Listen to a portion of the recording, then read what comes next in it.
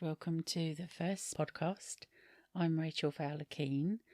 I've been working with spirit and energy now for well over 30 years, and I just thought I'd start a podcast so that people have access to information, to things that they may have experienced. I know that when things started happening for me, it was very much an unwanted and unexpected thing. My spiritual abilities didn't manifest really until the unexpected passing of my younger brother Simon in 1991. He was 16. I was 19 at that time. So I'll talk a little bit about me and Simon. Now, Simon had many challenges in his physical life. He had severe epilepsy, cerebellar ataxia, and a mental age of 3. Now, this was all due to oxygen starvation during his birth. And I owe pretty much of all of what I do today to Simon and the lessons I learned from him, especially about living in the moment. He was so happy. He was a truly joyful human being. Despite all of his challenges, he was in his own little world and he was always happy. He had the biggest smile and the most beautiful roar of a laugh. It was absolute sunshine.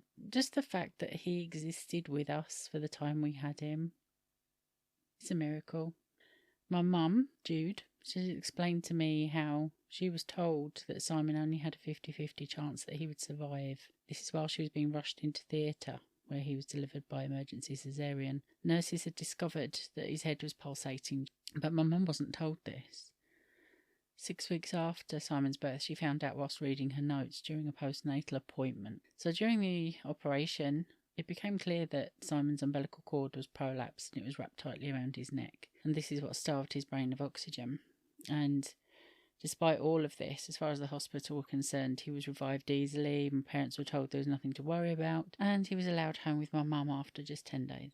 Now, I was 3 years old when Simon was born. And it wasn't until Simon was 9 months old that any of us knew anything was wrong. He had a massive seizure in the middle of the night. And all I remember about that is my dad carrying me to the car in my pyjamas and the sense of panic from my parents as we rushed to the hospital. And again, my parents were told this is just a febrile convulsion due to Simon having a high temperature and he should be fine. But after that first seizure, my parents noticed that Simon would occasionally go blank as if in a trance, and this became more and more frequent. Doctors refused to believe there was anything wrong. But now we know these were petit mal epileptic seizures. And when Simon was 3, he was finally diagnosed with epilepsy due to brain damage at birth, due to lack of oxygen. And Simon's seizures were a few months apart by now. But Mum had noticed he was always very unsteady on his feet, even when he was well. So eventually when Simon was 7, he was diagnosed as having a second condition, which was cerebellar ataxia, which is a disorder of the nervous system, which causes unsteadiness and a lack of coordination. It's a progressive disorder and it can place unbearable stress upon the heart. It's very rare. The group Ataxia UK estimate that only a few thousand people are affected in this country, which is the UK. Walking can become increasingly difficult with this condition. It eventually becomes necessary to use a wheelchair. And there's currently, even today, still no cure for people with cerebellar ataxia. So as you can imagine, Simon needed 24-hour-a-day supervision and care. Mum and Dad never got to spend time together really, so we had babysitters provided by the Red Cross on rare occasions to give them a break. We're talking about the 1970s here. I didn't know my home life was different to any other children. I was happy. I had plenty of friends to play with and a magical plot of land full of trees, rabbits and chickens. Going out could be difficult sometimes. People would stare at us in shops and public places and make comments because Simon looked perfectly normal, but he was often in a buggy as he couldn't walk far. And he was often quite loud, much to our amusement. He was hilarious. His roaring laughter was something to behold, and you couldn't help but join in with him. And despite all his challenges, like I say, he's an absolute joy. He was always full of smiles and laughter, a beautiful child inside and out. I mean, I know I'm biased being his older sister, but he had the face of an angel, big brown eyes, long lashes, and that smile that lit up a room. Once met, never forgotten. And his kisses and big bear hugs of affection were given to everyone who came to our house, whether they wanted them or not, they got them. He looked a lot younger than his years too, and he was on a lot of medications for epilepsy, which unfortunately didn't control the seizures very well still. He would have one, and that would trigger up to 35 in succession. with just seconds between one ending and another starting. We'd sit by his bedside and we'd wait them out with him, cooling him down with a fan. And his poor little body went through so much physical punishment. He was so groggy between seizures on those days, he just slept, barely regaining consciousness. He had no idea what was happening to him during or after the seizures. He had no understanding what a seizure was. And so a few days later, he'd bounce back and be his usual happy, contented self. And as far back as I can remember, I knew the drill when Simon had a seizure. It was just normality to me. I'd never known anything different. This was just how it was. Simon needed 24-hour care, as he could potentially have a seizure at any moment. I was under strict instruction not to get Simon overexcited when we played together, as too much running around and laughing too much for too long, even that could trigger a seizure. So we played hide and seek, and I'd give him piggyback rides and swing him round and round until we were dizzy. My parents had to show me how to administer Valium to him when I was just 11 years old, in case of emergencies. We had to keep a diary of the times and duration of all the seizures for the specialists at Guy's Hospital in London, as Simon was a test case for new drugs due to the severity of his condition. And as he got older, the seizures would increase in severity. Number and duration. We just had to stay by his side and keep him safe while they happened. When Simon died unexpectedly in his sleep, we were completely devastated. The previous day was completely uneventful. He'd been his usual happy self, playing with his tape recorder, scoffing cottage pie for dinner, and biscuits in the evening. I'd stayed up late finishing my college coursework that night. I was studying fashion and business at the time, and I was 2 weeks away from completing the 2-year full-time course. On my way to bed at about 2 a.m, I looked in on him. He was quietly snoring away as usual. But less than 3 hours later, my father was waking me, telling me Simon was gone. I refused to believe him, and ran to see for myself. He just looked like he was sleeping.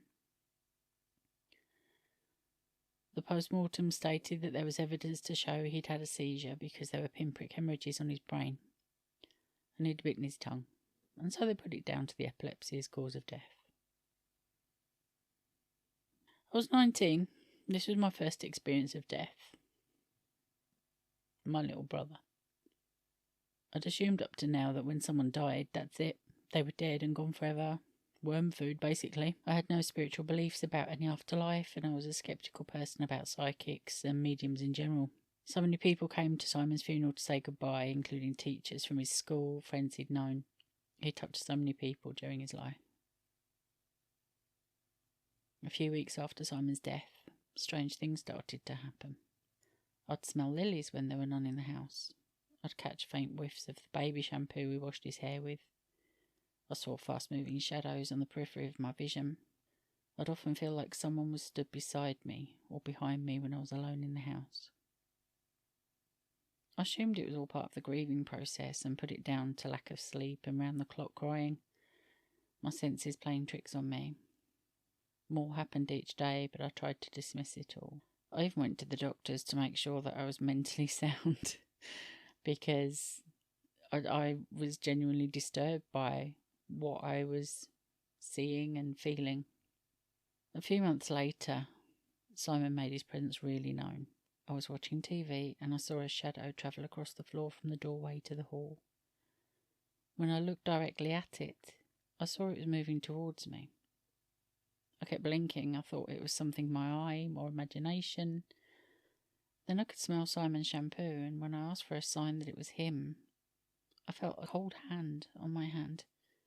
I couldn't work out how I knew, but I just felt it was his energy. I was a bit freaked out, to say the least, but I just knew it was him. And then in a moment he was gone again. I had to accept that there was an afterlife. I trusted what my own senses were telling me, that Simon had contacted me, and I wanted to know more about where Simon could be and what was happening to him in this other place. But this was 1991. There was no internet, and I had no clue what to do or where to go. So I pushed it away for a time. It was all too much. The following year, I found myself working with a kind lady who spoke about a spiritualist church that she was attending, and she suggested I go along to learn more. I was still sceptical about places such as these, but I went along anyway. Although their approach wasn't for me, I found it comforting to hear messages from the other side bringing comfort to other people. Sometime later, when a friend of mine asked me to go to a medium with her as the voice of reason, I agreed, and I was ready to be the sceptical one, expecting this medium to be a fraud. So when Rose, the medium, began reading my friend, but kept being drawn to speaking with me instead, I felt a bit uncomfortable. She told me a few things I'd told no one. She stopped speaking at one point and told me I had a light across my eyes and that it was because I should develop my ability and that I would be a better medium than her one day. I was a bit rude, actually. I just laughed it off. But she insisted she was right, and to prove it, asked that I hold her wedding ring, look into a candle flame, and tell her what I saw and felt. So I did, expecting nothing to happen at all, and I don't to this day remember what I said. It's as if I went blank. But 10 minutes later, she said I'd just told her things that she hadn't even told her husband about her life. Once again, I laughed it off as I was a bit unnerved by what had just happened. A real WTF moment. I began speaking to other mediums after that and reading the few psychic publications I could find, mostly pamphlets and newsletters back in those days. Publications were few in the early 90s and a lot of mediums weren't interested in passing on any development advice. But I persevered and I found the information I needed to enable my spiritual learning. And some of that information came from Rose, who was a brilliant teacher. A little later, the internet became an amazing source of information and put me in touch with other mediums who were happy to share development advice. I practiced and learned how to develop my mediumistic abilities, and I learned how to read tarot, auras. I worked with crystal healers, Reiki healers, absorbing so much information. I found that as I learned and absorbed information from those who had more experience, I had lots of me too moments where what I was just learning mirrored experiences I'd already had, or beliefs I was beginning to just know and sense and feel on some intuitive level were right. And to discover that others were having the same experiences and knowings was such validation to me that I was meant to follow this path. I pursued all of this in my spare time. I was still doing day jobs and had gone from working in fashion to the travel industry to working as a housing officer for a London borough with homeless people. I kept it very quiet that I was a medium, only trusting a select few colleagues. My family were actually very supportive when I came out as a medium. I discovered that both my grandmothers showed clairvoyant streaks, so they never would admit it. I was very wary, and I still am sceptical about a lot of things I hear and read. Just because I believe in my own experiences doesn't mean that I blindly believe in everything under the paranormal umbrella.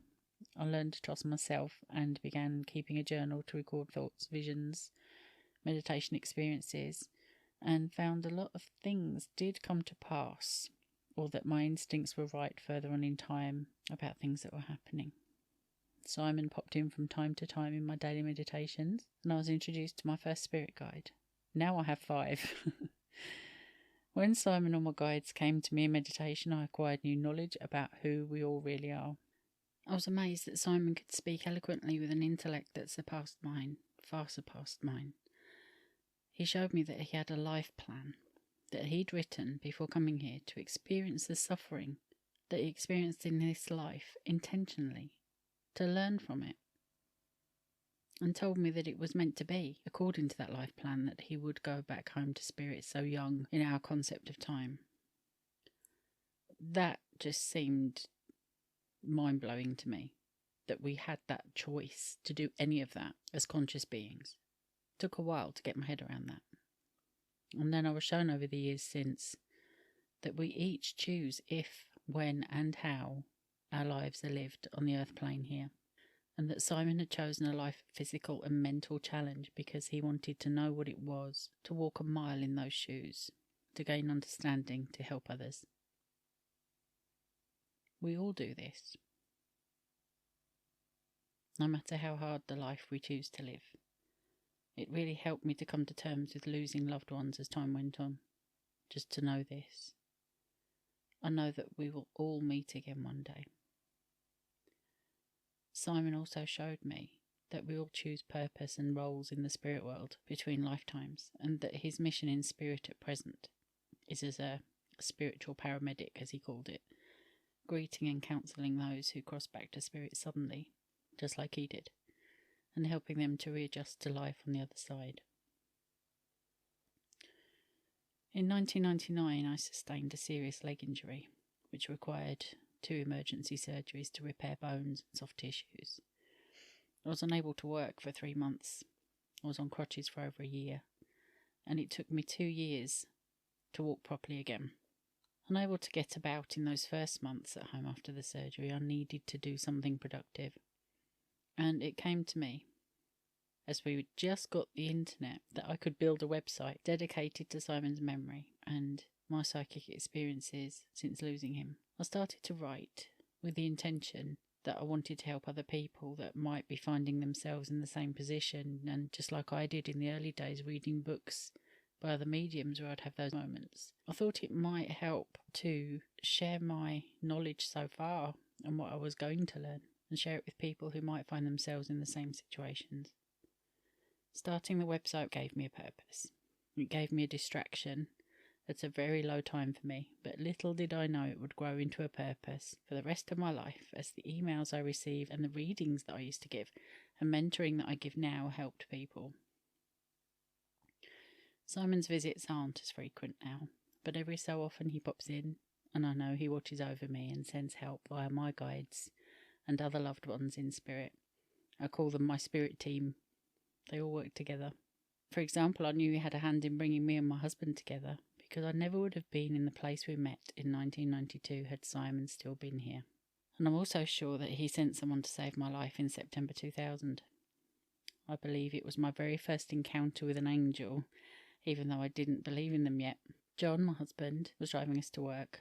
It was a rainy morning when a car spun out of control across both lanes of the carriageway in front of us. There was another car between us and the spinning car.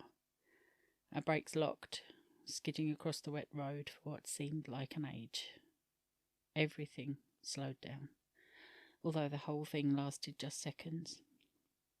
I was stupidly not wearing my seatbelt, and I remember just closing my eyes and thinking, oh no, I had so much more to do. In those seconds I felt sure I was about to die.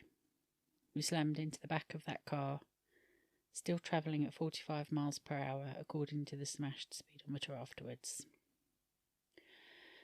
John, being the wonderful man he is, threw his arm across me as far as he could when he realised we were going to crash.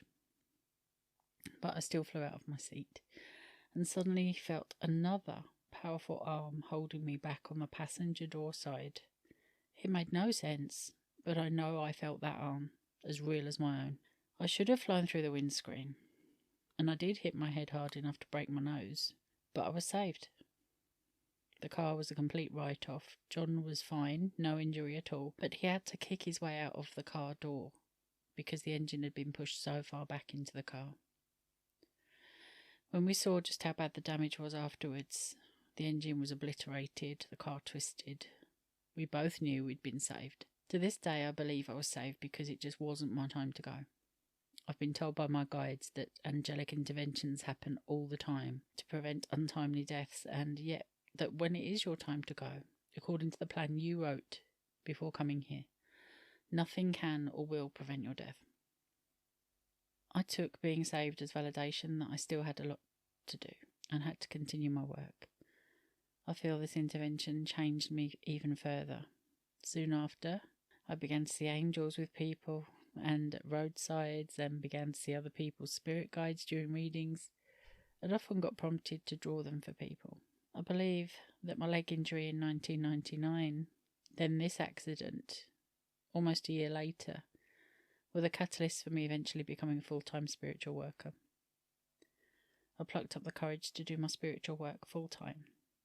My health was poor. I was under pressure from my employer, and I just had a moment of clarity. Why was owning a house and clinging to material things so important? Would the world end if I let them go? After many talks with my husband, we agreed it was nonsense clinging to things that brought us no happiness. And we decided to sell up and move to the country so that I could do my work in peace and quiet and not have to worry about making ends meet. And so we sold or gave away a lot of our material things, and we've never been happier. As good old synchronicity would have it, Rose, the medium who very first told me I had ability, came back into my life in 2005 when I provided a reading for a man who turned out to be a member of her paranormal investigation group. He had no idea that I knew of Rose. He chose me to do a reading because he was drawn to me online, having found my website. He could have chosen any of the thousands of online mediums out there. Was he guided to choose me? I believe so. It was only when we were chatting about paranormal investigation at the end of the reading that it became apparent we both knew Rose. I told him how we met and asked him to pass my regards to her. Rose got in touch with me within a week and we became good friends again. It was like coming full circle for me, the final seal of approval from Spirit, that I was on the right path for life now. I know it was meant to be that we met again, as she died shortly after, in early 2006. Unexpectedly. She told me, soon after we met again, that I'd made her very proud by choosing this path, and that if she died tomorrow she would die a happy woman, knowing she'd helped to set me on this path in some small way. Prophetic words. I never thought she'd leave so soon, but it was her time. She has been in touch since she crossed over, so I know she's fine, and she still has her great sense of humour. She made a camera start-up on its own on a paranormal investigation I was on in 2006, and when John and I reviewed the video footage days later, we heard very clearly her voice on tape, faintly saying, "Rachel, it's me," just before the camera incident. I will never forget her, or the comfort that she brought me after Simon died. In more recent times, I've made a few hindsight discoveries, which showed me I had the ability actually since birth, as we all do to varying degrees. I was talking to my mum quite a few years back about the street where we used to live when I was tiny. I asked her about Rebecca, the girl I remembered from a few doors down who would play with me on the swing in our garden when I was 3 or 4 years old. My mum had no idea who I was talking about, but Rebecca is one of my most vivid early childhood friends. Memories of her were part of my childhood. How could my mum not know her? She was in our garden all summer with me. I knew she lived a few doors away on our street. I could pinpoint her house and we would giggle and laugh on the swing. I realised quickly that this was a spirit child, because when I really thought about it, I couldn't remember ever seeing her arrive or leave, and she was there in the same lemon yellow dress each time. I love my weird and wonderful life. I owe it all to Simon. I now know he and I agreed a shared purpose before we decided to come to this life, and I will continue the good work for as long as I'm able. All of this has helped me become a stronger person. It's helped me become more capable of dealing with whatever life throws at me. I clearly wrote a life path full of physical challenges, just like Simon did. As we speak, I am waiting for a surgical procedure, and there's challenges with that because no one wants to do the surgery because it's quite risky. But I'm okay with that. I'm okay with managing the pain. I have some chronic pain conditions that I've had for many years anyway. But all of this has given me the tools I need to be okay, to rise above, and to know that whatever life brings, I can get through it. So now you know a bit more about me and how I came to do what I do. And in episode 2, we're going to be delving more into how the spiritual world works, as far as I know. I mean, this is all my take on how things work. Everyone may have slightly differing beliefs, but if this helps you in any way by listening to what I've learned over the last 3 decades, I just hope it's helpful to you. So until next time, take care and more power to you.